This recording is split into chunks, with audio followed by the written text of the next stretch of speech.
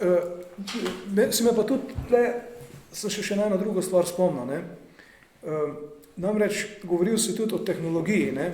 Na kak način v bistvu je avtomatizacija, kak faktor igra v tej družbi, v tem času. To se mi zdi nekaj, kar bi rad tudi malo naslovil. Ker zdaj mogoče zgleda, ko se tako menimo o tej igri, da je izredno negativno vprašanje, težko vprašanje odpira. Ampak jaz bi tudi tako v podtonih, pa med vrsticami, če bereš, vidiš, da je podobno v času, ko se dogaja modus operandi, je preslikava današnje dobe.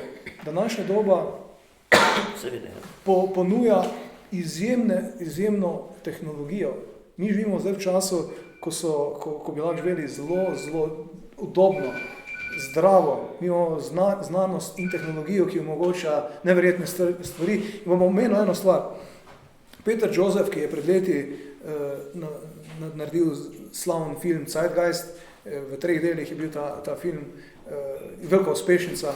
No, on je naredil zdaj pred nekaj leti, je napisal knjigo New Human Rights, nove človekove pravice, in v njej je razlagal več različnih konceptov in eno od teh konceptov se mi zdi zanimiv, veliko dobrih, zanimivih in kreativnih rešitev in idej in na nek način jih malo tudi nekje zraven omenim v tej igri. On je recimo naredil študijo, kako bi v Kaliforniji s tehnologijo, ki je bila dostopna pred 10 letami, ali pa to je veliko let nazaj, no, kar je to študijo naredil, bi lahko samo ob tej tehnologiji, ki že zdaj obstaja v tej državi, če bi naredil če bi funkcionaliziral ekonomski sistem, optimiziral, bi morali državljani Kalifornije delati največ 5 ur na teden. Pa bi imeli vsi udobno, lagodno, odlično življenje. To je tudi seveda žitnica Amerike, Združenih držav.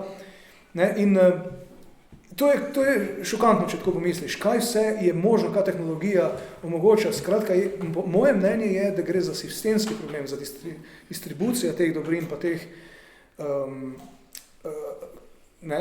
tehnoloških možnosti. Tako, ne? In se mi zdi, in šokantno je, da ne samo, da bi lahko vse to, da nam je v bistvu blizu, da nam je dostopno. Zato je treba te stvari razkrivati, zato je treba razmišljati o sistemu, o ekonomiji. Ampak, kaj ti zdaj je pa še kontra, še nasprotno je. Ta tehnologija, ki nam bi lahko omogočila marsikaj, nas štrafa. Namesto da bi v Kaliforniji živeli krasno, udobno življenje, ne, na masovnem nivoju je zdaj to državo mogoče z največ brezdomci, ne, sigurno v Združenih državah, pa v zahodnem svetu najbrž. Kar je norost, blaznost, totalna, ne.